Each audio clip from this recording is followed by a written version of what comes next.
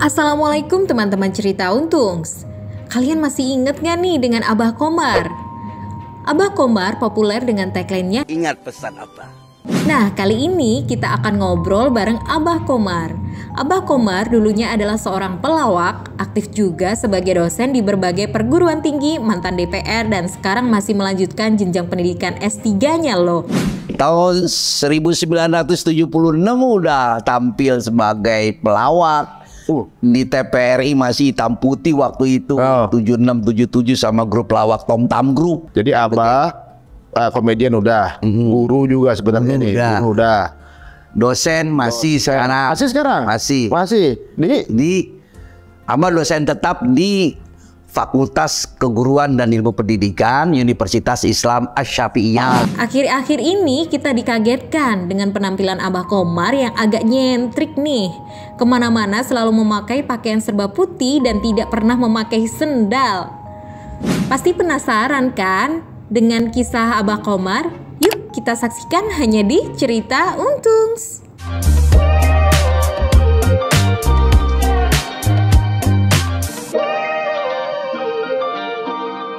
Assalamualaikum warahmatullahi wabarakatuh. Teman-teman yang sudah lihat video barusan pasti langsung teringat bagaimana salah seorang legend dalam dunia komedi ya. Ini udah dari zaman dulu sebelum Masehi. Masih dari zaman orang-orang belum ada belajar komedi, belajar komika segala macam, beliau udah ada ya. Langsung kita ketemu dengan legend kita, Abah Komar. Assalamualaikum. Waalaikumsalam warahmatullahi wabarakatuh. Saya Abah nih aslinya sih mantan foto model.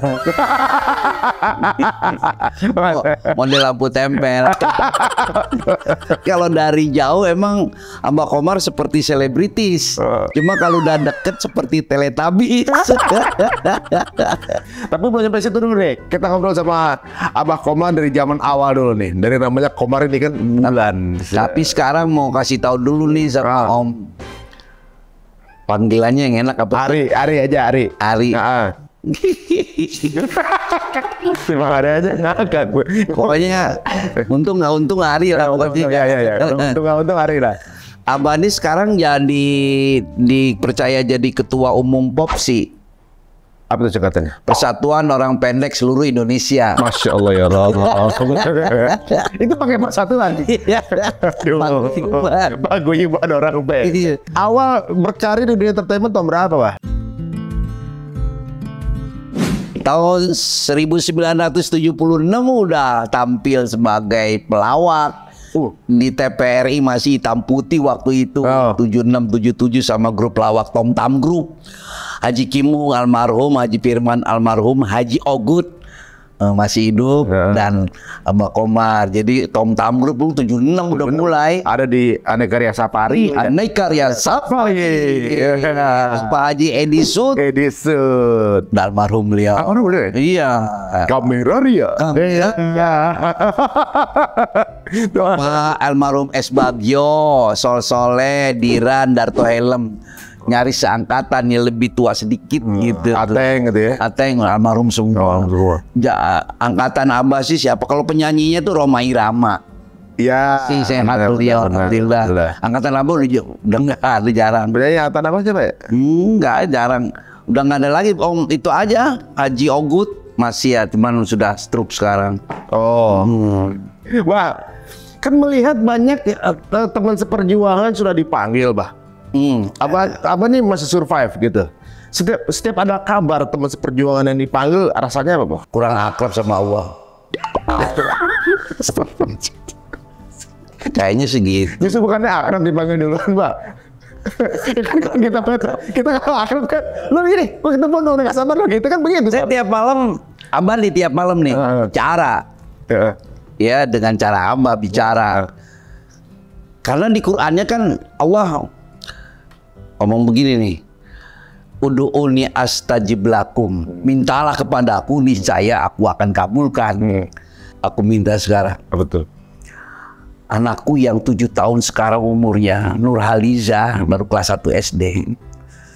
Hamba mohon perkenankan, hamba ingin melihat dia menikahkan cucu-cucunya. Masya Allah, permintaannya benar-benar nge-track jauh kayaknya. Kalau menikahi cucu-cucu berarti kan Nurhaliza 7 tahun. Ketika dia jadi oma kan sekitar umur 67, berarti masih hidup sekitar 70 tahun ya. Lalu lagi masih minta 70 tahun lagi. Kata anak-anak, Bapak gila ya, ya nggak apa. Namanya minta sama yang kuat. Iya ya kan? Iya. Gitu. Berarti ini Nurhaliza, anak saya yang paling kecil itu sekarang 7 tahun, dia udah jadi nenek-nenek, menikahkan cucu-cucunya. Abah Komar masih ada kayak gini. Berarti kira-kira 60-70 tahun lagi. Berarti Abah sekitar umur 150 tahun. Cakep lagi, cakep. Kan boleh aja namanya minta. Ya namanya minta sama yang maha kuasa kan apa aja bisa kan nggak mungkin. Rahman Rahim, kasih sayang kan gitu ya.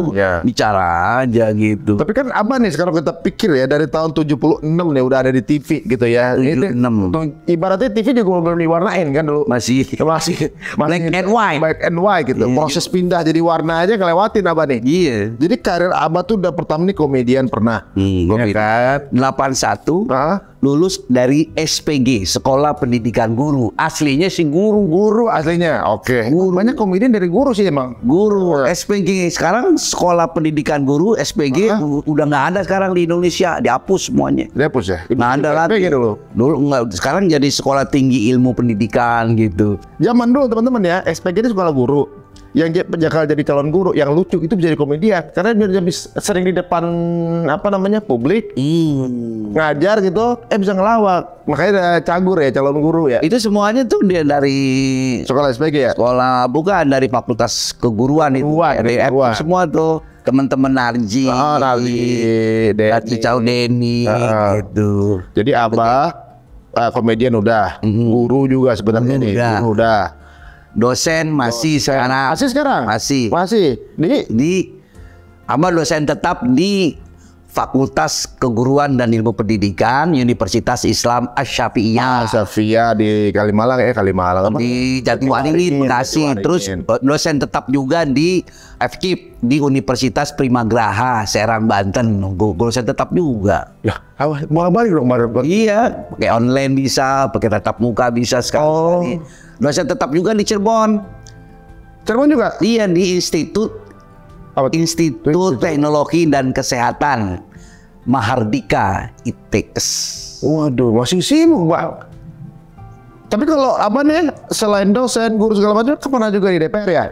Pernah. Dari tahun 2004, 2009, 2014. Dua periode. Jadi Abah ini sebenarnya mantan pejabat tinggi negara. Masya Allah. Walaupun badannya nggak tinggi. Tapi bakunya tinggi. Alhamdulillah. Kalau tensi darah sih normal selalu. Cuma tinggi badan yang nggak normal. Tapi berarti rezekinya banyak teman-teman. Barakallah. Jadi kalau pendidikan tertinggi saya berapa Pak? Abah sempat ambil di Pascasarjana Universitas Krishna Dwipayana Jatiwaringin, Abah Magister Management. S2. Waduh. Lalu S3? S3 lagi proses sekarang di Untirta Banten. Universitas Negeri Sultan Ageng Tirtayasa. Dulu pernah di UNJ Jakarta.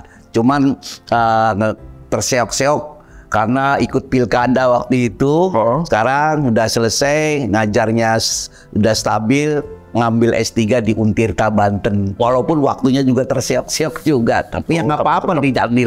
Namanya belajar kan. Ketika saatnya dipanggil lagi proses belajar gitu kan. Masya Allah, luar biasa. Nah, selama rentan waktu karir yang cukup panjang nih, naik turun segala macam perbedaan jenis karir. Kira-kira dulu yang paling di momen mana, karir yang mana, waktu itu yang paling sering lupa sama Allah?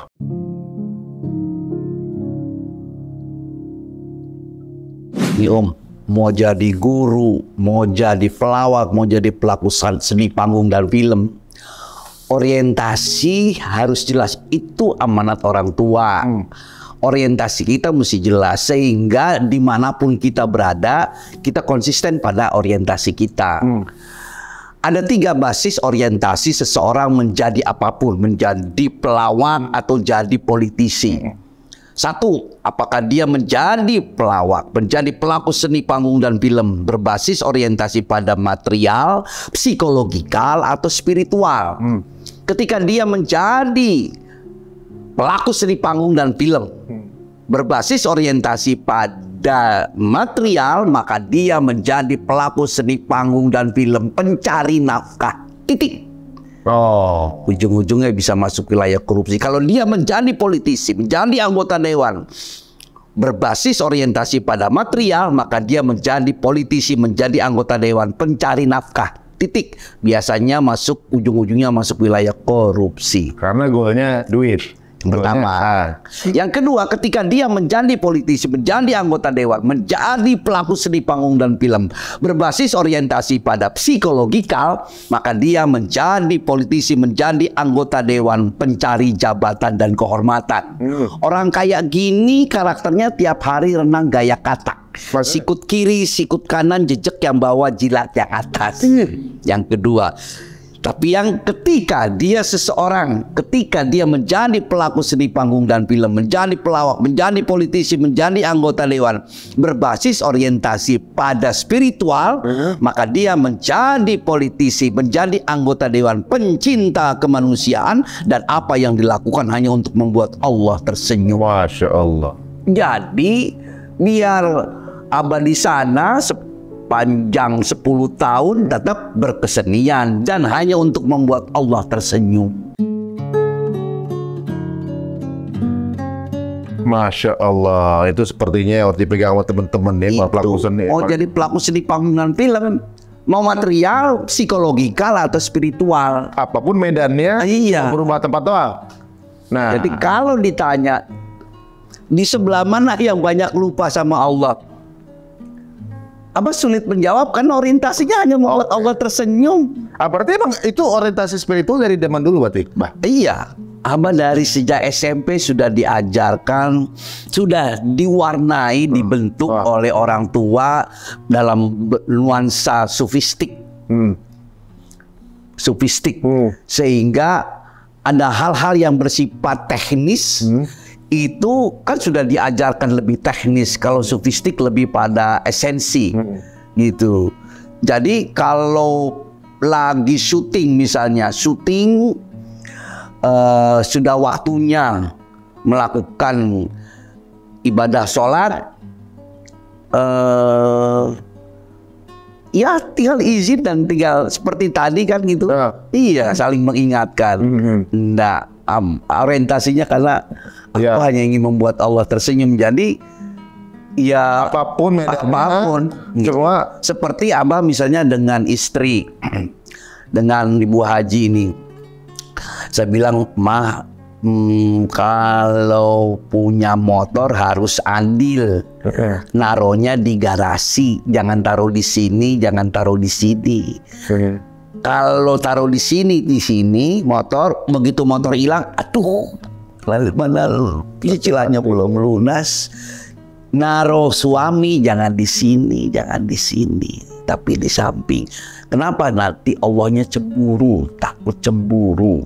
Jadi seorang istri dia boleh mencintai suami sepenuh hati sebagai tanda bukti cinta istri pada Allah. Tapi jangan sekali-kali istri berusaha memiliki suami. Suami bukan milik istri, dia milik Allah. Satu waktu dia pergi, satu waktu diambil Allah. Ketika suami mama nanti diambil Allah, jauh dari suami, mama bisa ngomong sama Allah, "Ya Allah, kau boleh jauhkan aku dari suamiku, asal kau jangan jauhkan rasa cintaku padamu, ya Allah." Masya Allah.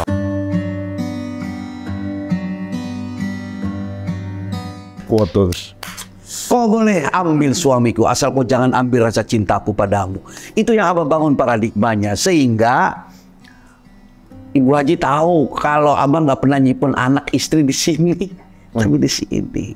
Sehingga ketika sudah duduk di atas sajadah, berdiri di atas sajadah, ketika kita ngomong inni wajhtu wajhiya lillazi fataras samawati wal ard, inna sholati wa nusuki wa mahyaya wa mamati lillahi rabbil alamin. Kalau abahnya masih selingkuh, tuh kata malaikat, "Alah, pret, ngomong aja lu.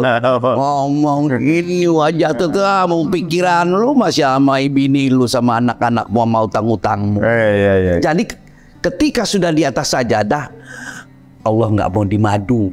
Allahu Akbar. Yang nggak boleh dimadu Allah. Walaupun kita kadang sholat tuh suka kemana-mana pikirannya. Iya. Ya pentingnya naruh ikhlas nih. Ikhlas apa bacanya sih di buku Ihya Ulumuddin. Ya, kemudian ya. Kata Imam Al-Ghazali, ikhlas itu ada dua macam. Gimana tuh? Ada ikhlas yang rasional, ada ikhlas yang tanpa reserve, ikhlas yang totalitas. Kata Imam Al-Ghazali, ada satu yang namanya ikhlas yang rasional. Yang mana ini ikhlas yang rasional? Ada ceritanya dalam hadis qudsi, abah terjemahinnya panjangan soalnya. Satu ketika, ada sahabat Rasulullah masuk ke dalam masjid. Di dalam masjid ada Kanjeng Rasul. Rasul tegur, ya sahabat, mau ngapain? Aku mau sholat ya Rasulullah. Kata Rasul, kamu kan bawa onta di depan, ikat dulu ontamu, nanti diambil orang loh.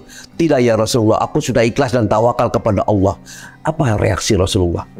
Bukan begitu namanya ikhlas. Ikat dulu ontamu, baru kamu sholat.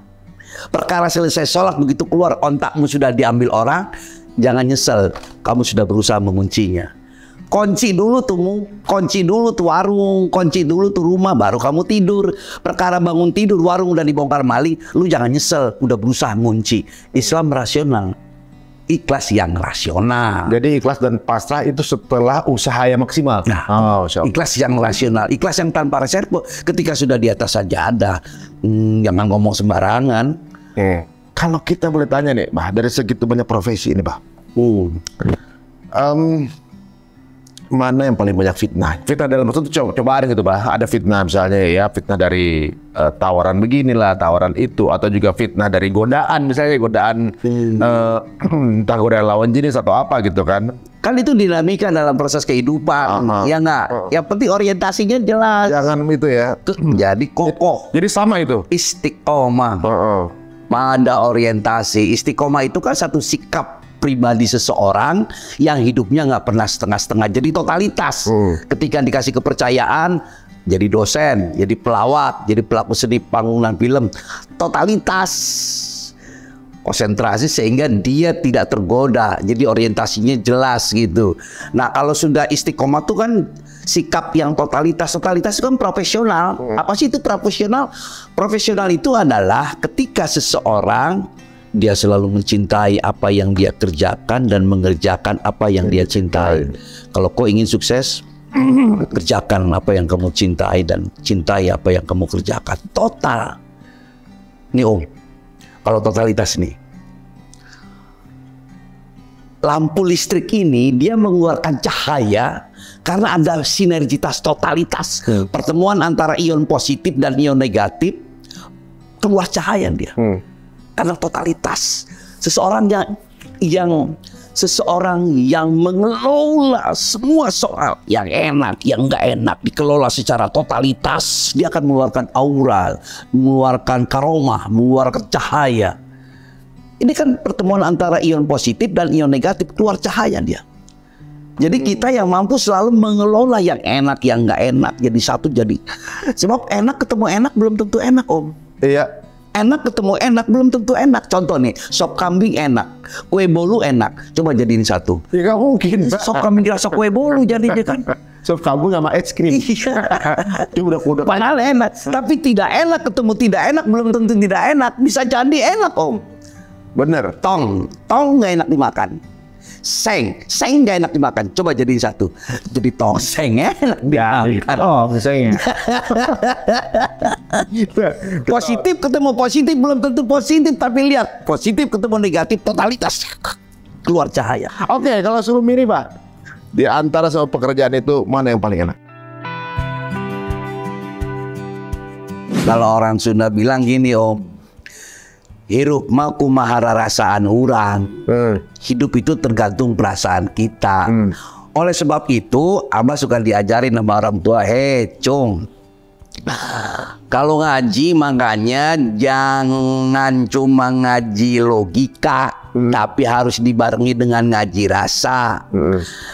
Ngaji harus total, gitu. Ngaji nggak cukup dengan ngaji baca, harus dibarengi dengan ngaji logika. Kalau cuma ngaji baca, nggak ngaji rasa, bahaya. Kita bisa jadi kaum Mu'tazilah, kaum orientalis tinggi, segala-gala logika, nggak pakai rasa. Tapi kalau ngajinya cuma ngaji rasa doang, nggak ngaji logika juga bahaya. Bisa jadi kaum fanatik buta. Jadi kalau Om tanya, pilih yang mana profesi yang paling indah untuk dipilih. Hirup mah kumaha rarasaan urang. Garam emang asin? Enggak. Sesungguhnya garam tidak asin. Yang mengatakan asin itu karena kita punya rasa. Gula tidak manis. Yang mengatakan manis gula itu karena kita punya rasa. Api emangnya panas? Enggak. Ibrahim alaihissalam masuk ke dalam api dan tidak terbakar sedikit pun. Para pemain debus dari Banten diguyur air keras, dibakar, nggak kenapa-napa itu. Kenapa? Ada manajemen rasa. Jadi hirupna kumaha rasa urang. Jadi kalau mau milih pekerjaan mana yang paling indah yang harus kita pilih? Bagaimana perasaan kita? Oh, Rasa yang menentukan. bukan ada pekerjaannya. Iya. Oh, jadi bukan mobilnya mau pakai mobil yang mana? Nah, Tergantung supirnya. Mantap. Ini banyak yang pengungkapan yang disampaikan Abah gitu ya. Sebenarnya ada di Quran berarti sebenarnya. Cuma pakai bahasanya Abah. Tadi Abah bilang apa namanya? Kalau kayak kita ngaji logika baca segala macam. Kalau cuma ngaji baca nggak dibarengi ngaji rasa bahaya. Kalau ngaji baca tuh kan ibaratnya ngaji kulit. Ngupas bawang. Yang ketemu kalau ngupas bawang kulit lagi, nggak pernah ketemu isi. Ya, dibarengi dengan ngaji rasa. Tapi kalau ngaji cuma ngaji rasa doang nggak ngaji logika juga bahaya. Juga. Tapi benar juga nih, Abah ngomong begini, saya juga pernah dengar dari Ustadz tuh. Iqra itu ternyata bukan baca doang katanya, Abah. Iya. Baca, menganalisa, mendalami, mengevaluasi, menelaah. Iqra doang gitu ya. Holistik benar. Itu berarti benar tuh. Jadi orang kadang-kadang mengartikan Iqra cuma baca doang selesai. Enggak. Ya, dia merasakan, mempelajari. Nah, ini ilmunya udah Masya Allah. Dia berarti kalau kita baca ini udah satu level di atas kita nih. Yang kadang-kadang anak saya literatur gitu, kadang-kadang cuma tulisan aja gitu kan, kita tahu. Nah, berarti kalau kita udah menjadi inspirasi buat kita, kita mau ditempatin di mana aja, profesinya apa aja, kemudian keadaannya sekarang ini seperti gimana aja, itu urusan Allah. Yang penting kita hanya menyesuaikan sesuai sama fokus tujuan kita hidup. Orientasi tadi. Semata-mata hanya ingin membuat Allah tersenyum. Aku hanya ingin membuat Allah tersenyum dengan apa yang kulakukan saat ini. Gitu. Karena paling nanti Allah yang jawab. Kalau kau ingin membuat aku tersenyum, buat ibu kandungmu tersenyum, baru aku tersenyum. Waduh. Terus ke ibu kandung gimana? Jadi, ibu kandung adalah waliullah sejati. Masya Allah. Iya, yang perwakilan. Iya loh. Berapa kali Abah bikin ibu tersenyum? Ada dalam waktu kan Abah sih udah jadi habitat nyuci kaki ibu tuh udah jadi kerjaan. Masya udah Allah. Kebiasaan. Udah almarhum ibunya, bapaknya almarhum, sekarang yang jadi sasaran ibu mertua. Waduh. Mungkin anaknya sih belum pernah nyuci kaki ibunya, tapi kalau mantunya, udah setiap momentum pasti cuci kaki. Waduh. Biar udah kayak begini tetap mantu minta restu, cuci kaki, pakai kakinya kan dibersihin dulu, terus cuci kaki, airnya diminum, cuci muka. Jadi tergantung ridho orang tua berarti. Masya Allah, birrul walidaini buat. Jadi ibaratnya sekarang kadang-kadang kita sibuk dekat sama salah satu ustaz misalnya biar dapat ini dari ridho Allah gitu. Kadang-kadang kita berbuat baik-baik tapi ibunya lupa. Padahal di situ kan nyari yang jauh yang dekat ada rumah lupa gitu kan. Sama orang tua lupa ngabdi gitu. Aduh, ini jadi pelajaran juga buat kita nih. Gitu, biar emak kita yang komplain, ya Allah, kau pernah titipkan 9 bulan 10 hari di kandunganku. Nggak peduli aku mau mati terserah, yang penting anakku selamat. Sekarang berkahkan anakku. Biar dia yang ngomong. Iya. Tapi Abah deh, dari sepanjang perjalanan ini ada juga momen di mana nih Abah nih mendapatkan cobaan. Contohnya sebuah cobaan sakit. Bisa jelasin nggak?